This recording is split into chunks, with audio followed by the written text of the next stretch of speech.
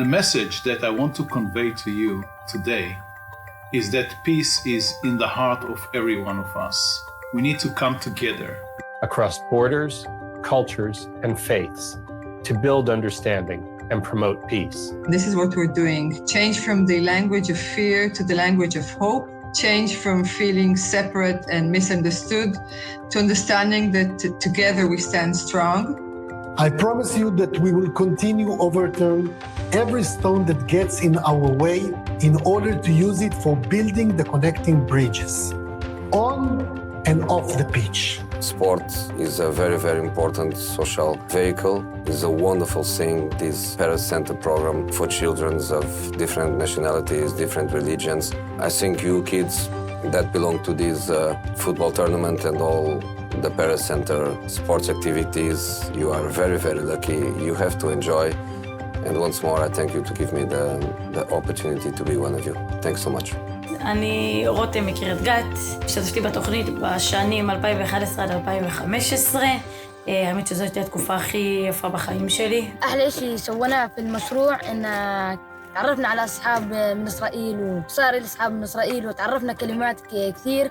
أول مرة كنت خايف لما رحت على أولاد اليهود. ואז שהבנתי שזה לטובת הפייר פליי, כאילו כדורגל לא מדבר על פוליטיקה ולא כלום, אז נהניתי מזה. הדבר הכי חשוב שלקחתי משם זה להכיר את השונה, לקבל את השונה, בלי הבדל, דת, גזע ומין, לאהוב אחד את השני. לקבל את האחר, שבסופו של דבר כולנו בני אדם. Good morning, good afternoon, or good evening, depending on where you are in the world. Welcome everyone watching and welcome to our panelists. We are going to discuss young leadership, which is one of the main values we have here at the Paris Center and specifically in the sports programs. We want to have the component of a cooperation, of some kind of mutual interests. Never mind even if it's the smallest of things, it has to be something that brings everyone around the table to work for something together.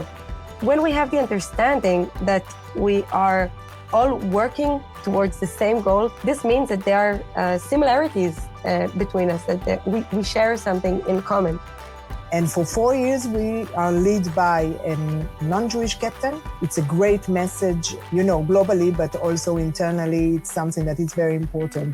That's when we realized that what we had done had potential for being something much bigger than just the physical structure itself. Beyond the concrete, beyond the iron and all the materials that are put in there, but it had a real meaning and connection of accomplishment, identity, and ownership from the community. We must view sport as a multifaceted and universal language. And when we approach it strategically, it can achieve a broad range of locally and globally oriented goals.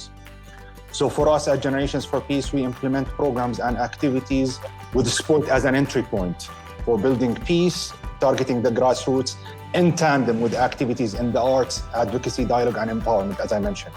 For sport to be more impactful as a development tool for peace building or preventing violent extremism, it must be looked at as a part of more a holistic approach, integrating different tools with specific strategic measurable outcomes.